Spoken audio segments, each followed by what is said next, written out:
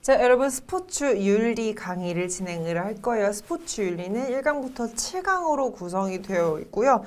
윤리에서 되게 헷갈리는 문제들이 조금 많이 나옵니다. 스포츠 윤리는 이제 되게 어렵게 출제될 거예요. 그 윤리라는 게 도덕, 선 이런 개념이라서 조금 어려울 수 있을 것 같아요. 근데 아무래도 이제 기출문을 좀 풀어보시면 아시겠지만 스포츠 윤리만큼 이제 딱 기본 개념, 기본 이론만 알고 있으면 풀 수 있는 문제가 되게 많았거든요. 그래서 이 문제 좀 어렵기도 하면서 쉬운 과목에서 외울 거는 많이는 없지만 기본적인 원리를 확실하게 외워줘야 문제를 풀 수 있기 때문이에요. 그래서 이제 스포츠 윤리 들어가 보도록 하겠습니다. 처음에 스포츠 윤리로 나오는 게 되는 것은 이제 선, 윤리, 도덕에 관한 이야기를 들어가 보도록 하겠습니다. 자, 여기서 지금 우리가 스포츠 윤리라고 나오는 개념에서 스포츠랑 윤리를 약간 떨어뜨려 생각해 볼게요. 우리 왜 스포츠 심리학을 예로 들면 스포츠 심리학은 뭐예요? 스포츠 상황에서 일어나는 이제 스포츠 관련된 사람들의 심리에 관한 내용이었죠. 스포츠 윤리도 똑같아요. 스포츠 상황 혹은 스포츠에 놓여진 모든 사람들의 대상의 윤리를 뜻하는데 이 윤리가 뭔지 먼저 보도록 하겠습니다. 윤리는 법과 도덕의 종합이고요.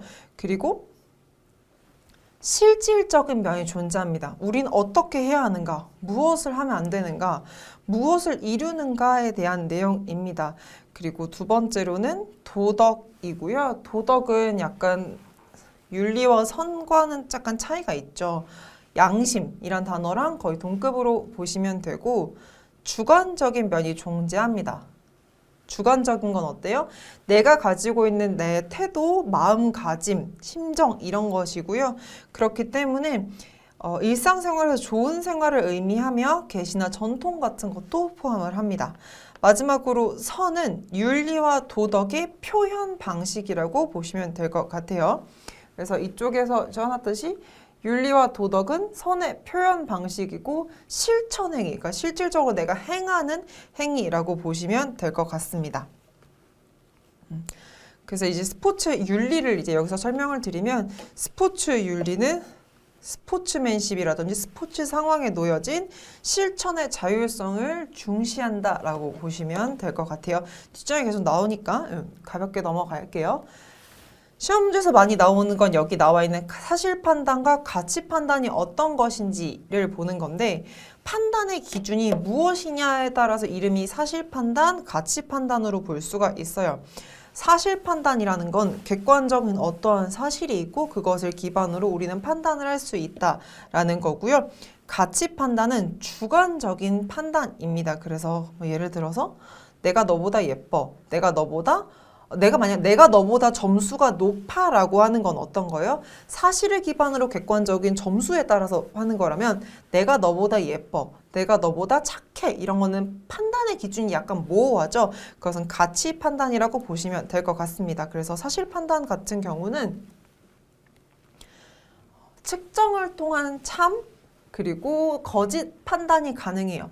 수치화가 되어 있기 때문에 참이나 거짓 판단이 가능하고 사실 판단의 유의점이 조금 있어요. 요건 뭐냐면 선입견이라든지 아니면 종족 우상, 정보 왜곡, 감각기관의 한계로 인해서 우리는 사실 판단이 오류가 생길 수 있어요. 그래서 그 유의해서 봐야 한다라고 보시면 돼요. 이제 사실 판단의 예시로 가장 시험지 많이 나왔던 건 박태환 선수는 아시아권 수영대회에서 자유형 200m 대회 신기록을 수립했다. 200m 그리고 그 기록을 수립했다. 이런 건 어때요? 객관적인 데이터죠. 그래서 요거는 사실 판단이라고 보시면 될 것 같습니다. 가치 판단은 개인적인 가치관에 따라 달라지므로 어때요? 주관적이고 주관적인 건 어때요? 개인의 가치관이 개입이 굉장히 많이 되어 있다라고 보시면 되고 하지만 이제 우선시 돼야 되는 가치 판단은 보편적 가치와 공공의 가치예요. 보편적인 건 어때요? 공공연하게 모두가 다 인정하는 가치죠. 그게 뭐죠? 다르게 말하면 당연히 지켜야 할 가치, 당연히 우리가 소중하게 여겨야 되는 것, 당연히 해야 하는 것 이런 보편적인 가치라고 보시면 돼요. 그래서 예를 드는 게 뭐 생명의 소중함이 있을 것 같아요. 그리고 공공의 가치는 모든 사람이 다 지켜야 하는 가치라고 보시면 될 것 같습니다. 그래서 가치 판단은 예를 들어서 축구 경기 중에 상대 선수가 넘어졌어요. 근데 박지성 선수가 플레이 중에 상대방 선수의 자꾸 손을 일으켜 세워주는 거. 이런 거는 당연히 해야 되는 거죠. 도덕적인 것, 미적인 것, 사리분별에 관한 것 모두가 다 가치 판단이기 때문입니다. 그래서 시험 문제에서 많이 나오는 건 가치 판단인지 사실 판단인지를 나누는 걸 조금 더 많이 본다고 생각해 주시면 돼요. 자, 여기까지가 윤리, 도덕, 선이었고요. 그에 따른 판단 기준, 가치 판단과 사실 판단이었어요. 이제는 스포츠 윤리학 자체가 무엇인지를 보도록 할게요. 지금까지 어떤 학문을 공부를 우리가 이제 시험을 볼 때는 예를 들어 스포츠 심리학을 볼게요. 스포츠 심리학을 봤을 때 스포츠 심리학의 예시가 뭐였고 그거에 따라서 파생된 학문, 더하는 학문 이렇게 학문이 있었고 그것을 예시한 학자의 이름이 나왔죠. 여기도 똑같이 나옵니다. 스포츠 윤리학은 제가 쉽게 설명하기 위해서 일반 윤리학이랑 비교해서 설명을 할게요. 일반 윤리학은 우리가 모두가 지켜야 할 것으로 그 타당성을 중시를 하고 도덕의 기원, 발달, 본질, 규범에 관련한 연구예요. 그러면 이제 일반 윤리학에 스포츠라는 걸 붙이면 스포츠에 관련한 사람들의 도덕, 그리고 스포츠 도덕 원리, 스포츠 관련된 사람들 사이에 도덕적인 질서관계를 뜻합니다. 그래서 여기서 보시면 도덕은 제가 처음에 했던 것처럼 말씀드린 것처럼 양심과 같은 말이고 어때요? 주관적입니다. 도덕은. 그래서 스포츠와 윤리의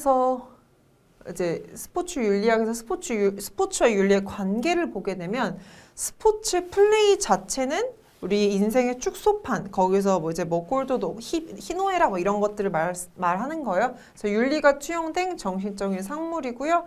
스포츠에게는 공적인 기준에 의한 윤리, 문제로 나올 수 있습니다.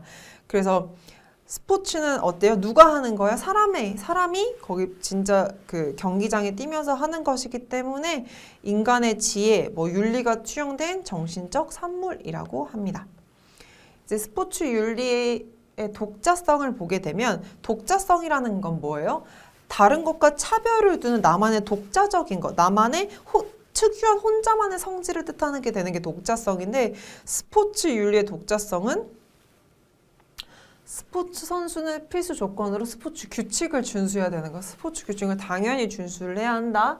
그리고 하지만 이제 도덕적인지 비도덕적인지 이제 절대적 구별 기준은 없어요. 예를 들어 손을 안 잡아줬어요. 박지성 선수가. 그렇다고 해서 비도덕적이네? 도덕적이네? 이렇게 손 안 잡았음. 도덕적. 아님. 이렇게 적을 수는 없다. 절대적이지 않다. 그리고 비도덕적 행위의 유형과 공정성의 조건을 제시를 해줘야 됩니다. 그리고 마지막으로 나와 있는 두 가지는 가치의 승리를 밝히는 것이고 스포츠를 통한 도덕적 자질과 인격 함양을 추구한다라고 보시면 돼요. 이제 스포츠 윤리가 왜 필요한 것인가라고 되어 있으면 이제 스포츠 윤리 같은 경우 이제 우리가 스포츠가 산업화가 되고 세계화가 되고 모든 사람들이 스포츠를 즐기게 된 상황이 오게 되기 때문에 그러면서 승리 지상주의가 있게 되고 그것 때문에 비윤리적인 현상이 지속적으로 발생을 하고 있어서 우리는 스포츠 윤리를 배워서 그거에 따른 도덕적 덕목을 고찰하기 위해서 우리는 이 학문을 배운다고 생각해 주시면 돼요. 그 스포츠 참여자들의 특정 행동을 권장하기 위해 도덕적 가치들의 규칙을 세우기 위함이다가 목적이 됩니다. 그래서 여기 나와 있는 거는 목적이란 필요성은 같이 보시면 좋을 것 같아요. 이제 스포츠인의 윤리가 있고 그리고 스포츠인이 누구인지를 보는 건데 체육인은 누구예요? 운동을 하는 사람이 될 수도 있고요. 운동을 가르치는 사람이 될 수도 있고요. 그리고 체육 행정가, 그리고 학교에 체육교사가 있을 수 있고, 그리고 그거를 이제 게임 중에 심판이 있을 수 있겠죠. 이 모든 체육과 스포츠에 관련된 모든 사람을 체육인이라고 하는데 그 체육인이 어떻게 행동하는 것이 바른가라고 하는 것이 도덕적인 판단입니다. 그게 스포츠 윤리이고요. 그래서 체육인으로서 이제 윤리 강령에는 스포츠 고유의 가치를 존중을 하고 그리고 국가와 사회의 체육인의 역할을 마땅한 체육인의 역할을 행해야 하며 존경받는 체육인상을 정립을 하고 체육윤리위원회 설치와 운영을 하는 것이 중요하다라고 되어 있어요. 그래서 여기 이렇게 체육인이 누구고 체육인이 어떠한 윤리 강령을 통해서 이제 스포츠 윤리를 공부를 해나가야 되는지가 나와 있습니다. 이제 윤리 이론으로 들어가 볼 건데 지금까지 했던 내용은 덕, 선, 윤리였고요. 그것을 스포츠 윤리를 했을 때 어떻게 왜 스포츠 윤리를 공부를 해야 하고 스포츠 윤리는 누구를 위한 것인가에 대한 파트가 지금까지의 파트였어요. 이걸 총 종합하면 이제 우리가 공부해야 되는 거는 윤리의 이론입니다. 이론은 뭐가 나와요? 시험 문제가 꼭 나오죠. 이론은 학자가 나오게 되고 그 학자에 대한 내용까지 기억해 주시면 좋을 것 같아요. 윤리 이론은 도덕적 규칙 갈등으로 인한 윤리 문제를 해결하기 위해서는 윤리 이론 지식이 필요하다라는 부분이 나와 있고 윤리 위반 체계는 어떻게 행동해야 하는가? 그러니까 우리가 이렇게 되어 있는 만약에 상황이 있을 때 우리는 어떻게 행동해야 하는가에 결정하는 데 참고한 도덕적 규범과 행위의 규칙이라고 할 수 있습니다. 이제 계속 이렇게 표가 나오게 될 건데 표가 나왔다는 거는 시험 문제 굉장히 많이 나온다는 거죠. 나와 있는 거는 결과론적 윤리이론, 의무론적 윤리이론, 그 다음에 동양사상과 윤리, 체계에 대해서 이렇게 의무론적 종류 이렇게 쭉쭉쭉 가보도록 할게요. 첫 번째, 결과론적 윤리이론입니다. 결과론적 윤리이론에서는 이 단어를 그냥 하나로 설명드리면 의도보다는 결과가 조금 더 중요시되는 이론이에요. 그래서 여기 써 있는 것처럼 행위의 옳고 그러니까 행위의 의도, 행위의 뭐 당위성 이런 것보다는 행위의 결과를 중요시 여긴다는 방식입니다. 그래서 여기 나와 있는 두 가지는 벤담의 양적 공리주의와 밀의 질적 공리주의가 나와 있어요. 그래서 첫 번째 나와 있는 것 중에 행위의 결과에 중심되는 게 의도나 수단이 포함이 안 되어 있어서 만약에 우리가 반칙을 했어요. 그래서 팀이 이겼어요. 결과론적으로는 이겼죠. 하지만 과정 중에서 우리는 반칙을 했어요. 그래도 승리로 그냥 인정하는 거를 결과론적 목적 이론이라고 보시면 됩니다. 그래서 한계는 보편적인 도덕 개념이 모순될 수 있어요. 뭐 우리가 당연히 뭐 누군가를 다치게 하면 아니면 누군가를 밀거나 약간의 반칙을 사용하면 문제가 될 수 있다라는 부분이 도덕적 개념과 모순이 될 수 있고요. 양적으로 계산할 수 없는 다양한 가치가 있지만 그것을 인정하지 않는다. 그리고 마지막으로 인간의 내적 동기를 소홀히 할 수가 있습니다. 두 가지 벤담과 밀은 별표 쳐놓으시면 좋을 것 같아요. 벤담의 공리주의는 최대의 다수가 행복한 게 최대의 행복이다라고 보는 거고요. 밀의 질적 공리주의는 배부른 인간보단 배고픈 돼지보단 배부른 인간이 바람직하다. 배부른 돼지보단 배고픈 인간이 바람직하다. 그러니까 인간이 바람직하다라는 얘기를 하고 있어요. 그래서 예시로 공리주의 사례로 많이 되는 거는 A팀이랑 B팀이 경기를 하게 되는데 B팀이 A팀이 지고 있어요. 그래서 감독이 B팀한테 저기 A선수에게 좀 거칠게 약간 좀 이렇게 좀 거칠게 플레이를 해라고 해서 B선수는 A선수의 파울 결과가 유용하고 A선수가 이제 피해를 줬지만 이 팀의 전체에선 이득이 될 수 있겠죠. 결과로는 이 팀이 소속된 팀에게 전체적으로 이득을 줄 수 있으면 자신의 행동이 이 선수를 격하게 플레이를 했다고 하더라도 옳다라고 보는 행위가 공리주의의 사례입니다. 그래서 여기 한계점을 조금 보시면 좋을 것 같아요. 내적 동기에 소홀하고 그리고 다양한 가치 존재를 포함하지 못하고 보편적인 도덕 개념이 모순이 된다. 결과론적 윤리 이론이랑 비교돼서 많이 나오는 게 의무론적 윤리 이론입니다. 그래서 의무론적은 결과론적이랑 반대돼서 나오게 되고요. 의무론적 윤리론은 같은 말로 정언적 도덕 추론이라고 합니다. 어떤 거냐면 반드시 지켜야 할 도덕 법칙의 행위의 옳고 그름을 결정하는 거고요. 그렇기 때문에 도덕적인 의도로 행하였다면 결과와 상관없이 도덕적이라고 할 수 있다라고 하죠. 보시면 결과론적 윤리 이론은 결과가 중요하다라고 보는 거면 의무론적 윤리 이론은 의도를 가지고 행동을 했다면 옳고 그름이 될 수 있다라고 보는 겁니다. 그래서 보편적 도덕 추구에서 행위의 본질을 강요하는 거죠. 뭐 거짓말하지 말아라, 약자를 도와라, 뭐 때리지 마라, 살인하지 마라, 이렇게 나오는 내용들이 있죠. 그래서 의무론적 윤리 이론에는 이제 칸트가 학자로 등장하게 되고요. 칸트의 의무론적 윤리설은 인간의 가장 세련된 권위인 양심이 존재한다. 실천 이성. 그러니까 우리에게는 양심이라는 게 존재하기 때문에 도덕적 의도가 굉장히 중요하다라고 합니다. 근데 여기서 이제 예시로 많이 드는 거는 심판이 잘못된 판정으로 인해서 우리 팀이 이득을 보았지만 사실 양심에 찔리기 때문에 판정을 번복해 주세요라고 요청을 하게 되는 게 사례로 예시로 들 수 있을 것 같아요. 하지만 이제 한계점으로 보면 도덕 규칙 간의 갈등에 대해서 실질적인 해결책을 주기가 어렵다는 게 큰 단점이고요. 그리고 내면과 개인의 윤리의 치중에서 다수의 이익을 간과할 수 있어요. 내가 약간 양심에 찔린다고 하는 것 때문에 다수의 이익을 간과할 수 있습니다. 그리고 마지막으로 행위가 가져올 사회적 이익과 손해를 경시하기 때문에 구체적인 삶의 지침 제공을 하지 못한다라고 합니다. 그래서 여기 두 개 결과론적이랑 그리고 의무론적 비교를 가장 많이 하고요. 의무론은 과정, 그리고 결과론은 결과라고 보시면 되고 결과에는 밀과 벤담이 있었고요.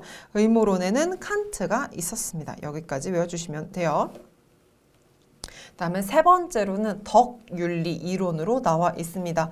덕윤리 이론은 행위 자체보다는 행위 주체, 그러니까 행위를 행하는 사람에 대해서 초점이 조금 더 맞춰 있고요.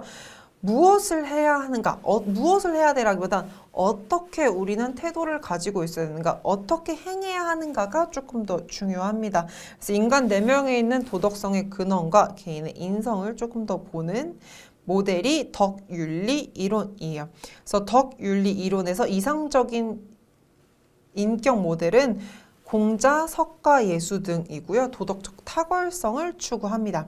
사례로 따지면 더위를 고생한 학생들을 위해 선생님들이 음료수 제공했을 때 선생님의 행위는 유독한 품성에서 나온 선한 행동, 선이라는 것은 행동하는 거라고 했죠. 선한 행동으로 볼 수 있다라고 하지만 한계점으로 따지면 스포츠 조직이나 스포츠 자체 등 사람이 아닌 경우에는 덕의 윤리를 설명하기 어렵고 표면상 미덕이지만 사실은 악덕인 경우도 있어요. 야구의 팀을 위한 빈보를 발생시키는 이런 과정들이 있을 수 있을 것 같아요.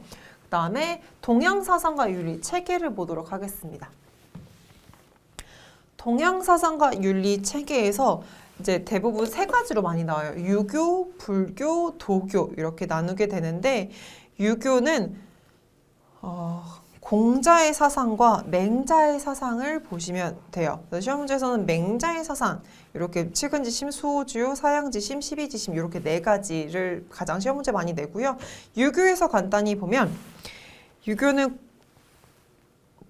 유교에서 공자의 사상은 인과 예를 특징으로 봅니다. 인은 무엇이냐면 내면적 도덕성이고요.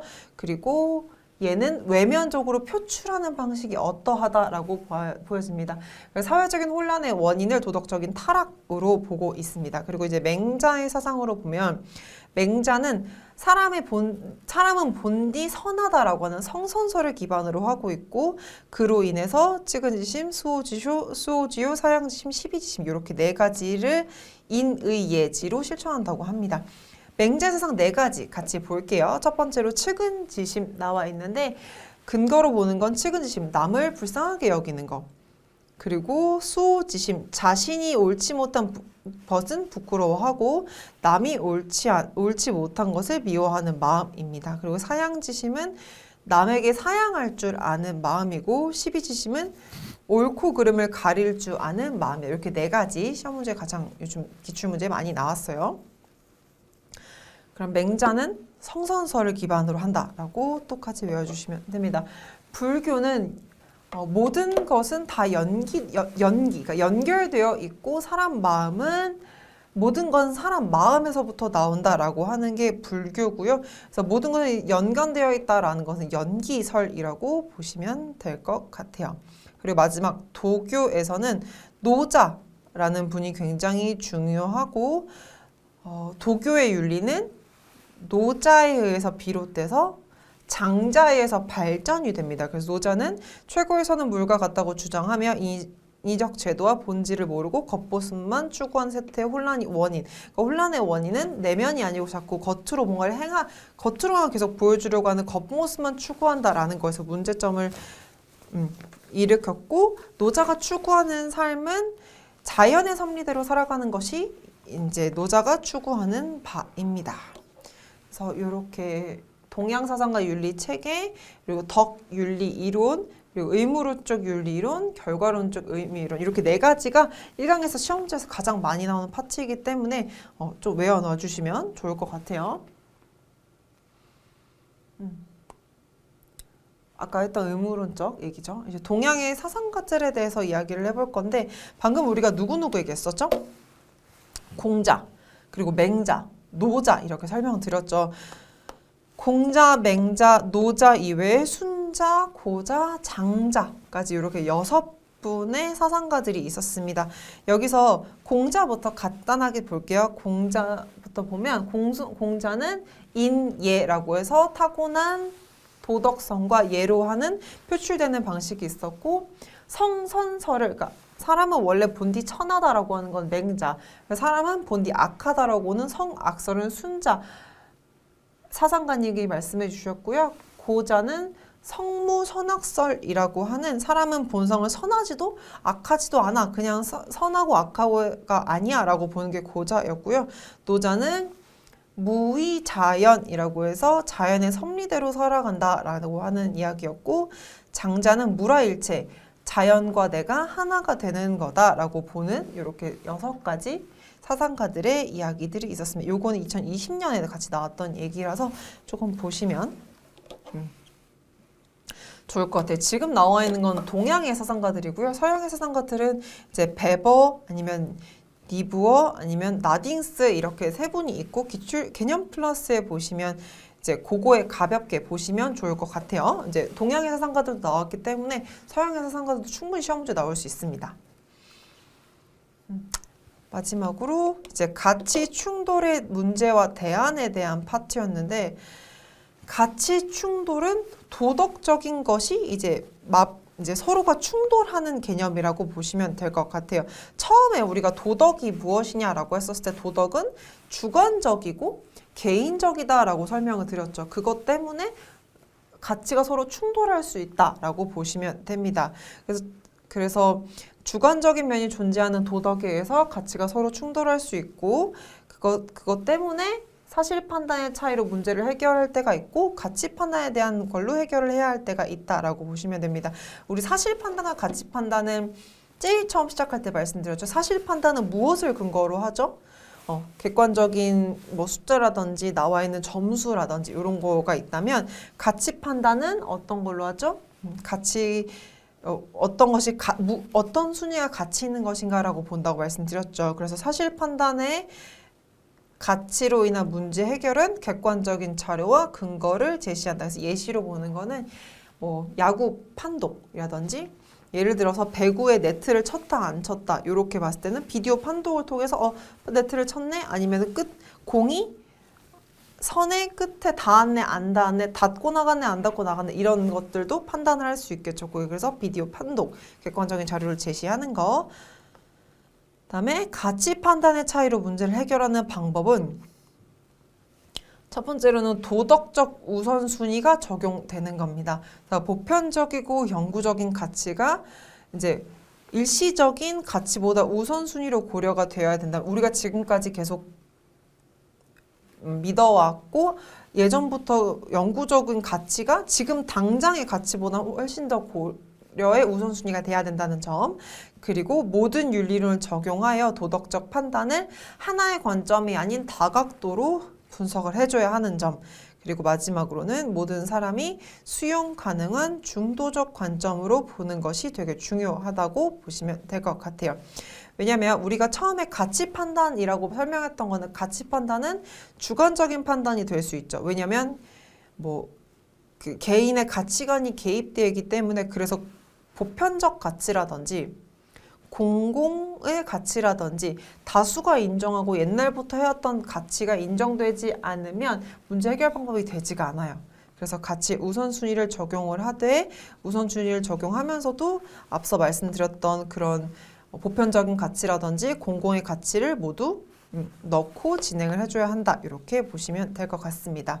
이번 1강에서 제가 좀 메인으로 설명을 드렸던 건 이제 우리가 윤리 이론이 있었고 그 윤리 이론 4가지의 특징 그리고 그거에 따른 학자들의 이론을 제가 좀 중요하다고 설명을 드렸고요. 그다음에 두 번째로 설명드리는 거는 이제 가치 충돌의 문제와 대안이었어요. 왜냐면 이 파트에서 가치 판단, 사실 판단과 가치 판단을 이해를 하셔야지 이 내용이 이해가 되기 때문에 그렇게 두 가지를 메인으로 조금 공부하시면 좋을 것 같습니다. 여기까지 하면 1강이 마무리가 되고요. 이제 앞으로 2강에서는 경쟁, 페어플레이, 그리고 약물, 아니면 스포츠, 폭력 이렇게 다양한 윤리가 나오게 됩니다. 그래서 각 파트마다 조금 중요하게 여기는 부분이 좀 정해져 있어요. 그 파트까지 잘 보면서 넘어가 보도록 할게요. 이번 강의도 고생 많으셨습니다. 다음 강의도 뵙겠습니다.